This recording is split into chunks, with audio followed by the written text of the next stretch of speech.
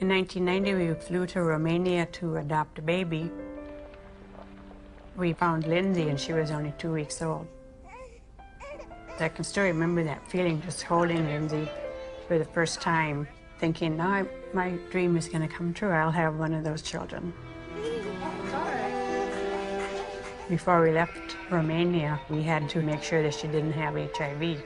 We had to find a doctor, and he did the test, and it came back negative. We flew home just after Christmas, 1990, and thought we had it made. 9 days after returning home, Steve and Cheryl's pediatrician ran a battery of tests on Lindsey, including an HIV test, even though Lindsey had tested negative for the virus in Romania. Dr. McHugh called us and said, we run into some problems with the testing that you did at Methodist Hospital, and you'll need to come right in and see me. I said, well, what is it? She says, well, I'm not going to tell you over the phone. I said, I need to know exactly what this is. He said, you know, we got bad news that she tests positive. And he said, she'll have a 20% chance of living to age 2. That was just a shock. Just a shock after all this joy and happiness. We finally found our daughter, and I'm dancing around Romania, and now I come home, and it's like somebody could just stab me. And then I had to call my mom, and that was the worst phone call I've ever had to make, because I even remember saying, that poor girl, she's just not gonna make it. In August of '92, my dad had just read his latest National Review, and there was an article in there about Peter Duesberg, a maverick cell biologist. He said he didn't think HIV caused AIDS. He said, they can't replicate this in my office. I can't get this virus to do anything. We thought, oh my gosh, my dad is really daydreaming. He's trying to wish this all away because he knows how upset we are. Just wish it all away, and you know, everybody will be gone happy. Taking Lindsey to a doctor at the Children's Medical Clinic, she gave us a prescription for retrovirus syrup, which is AZT. It was so important for us to get something to help our baby that we sat on the floor in the pharmacy and gave her first dose. Shortly after Lindsey began AZT treatment, side effects began to emerge. Her eating habits changed quite a bit. She didn't eat well. She was hard to handle at the table. And then the leg cramps started. Once that started, it got progressively worse. She would just grab him and go, ow, you know, and screaming in the middle of the night. Just like it was it wasn't an ache, it was like, must have been sharp pains. It just made you feel sick to your stomach. Any drug active on HIV will be toxic because it's not 100% specific on the HIV enzymes. When we switched over to the university, then the dosage of AZT went up, and that's where she started flattening out on her growth chart. The doctors would try to put a positive spin on how well she was progressing. It was mainly in the T cells that weren't always a positive situation. Yeah, the T cell count would go down, and then the doctors would say, well, maybe we better raise that AZT dosage, get that T cell count back up.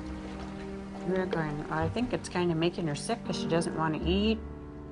She's having leg cramps. And they'd say, well, it's the HIV, and that's what it does. It's all part of the package.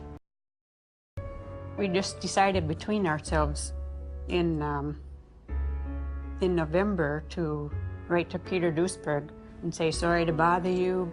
Are you for real? And if Lindsey were your daughter, what would you do? On November 11th, we got a big package, and he said, you must take your daughter off AZT immediately or she will die from it like Kimberly Bogalis. The new generation of antiretroviral drugs are less toxic. They can be more tolerated. But for how long? I agree. We cannot give a treatment for life. It's not like insulin, you know, it's something which is toxic.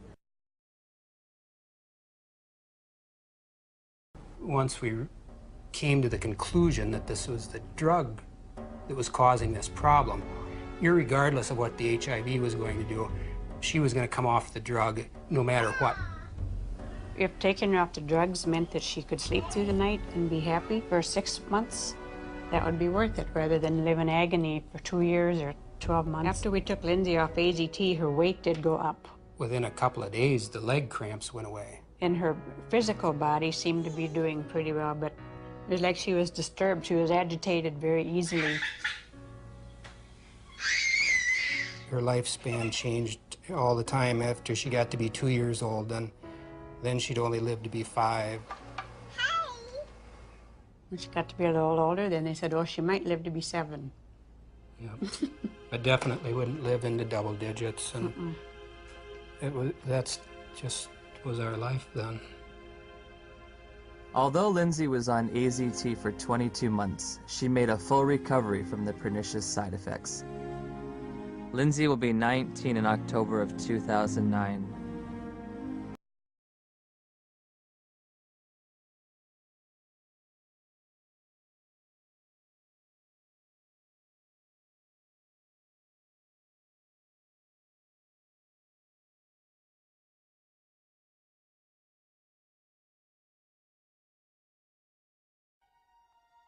Do you remember Ryan White?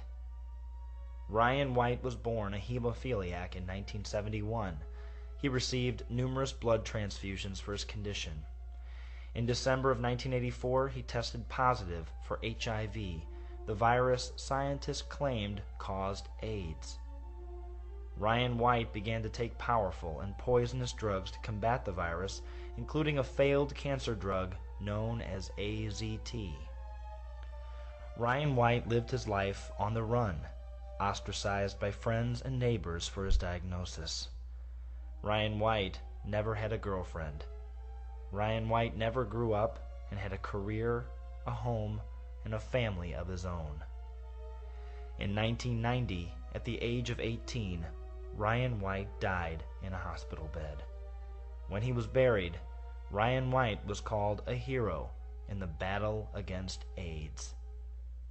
The only problem is, Ryan White did not die of AIDS. Ryan White was murdered.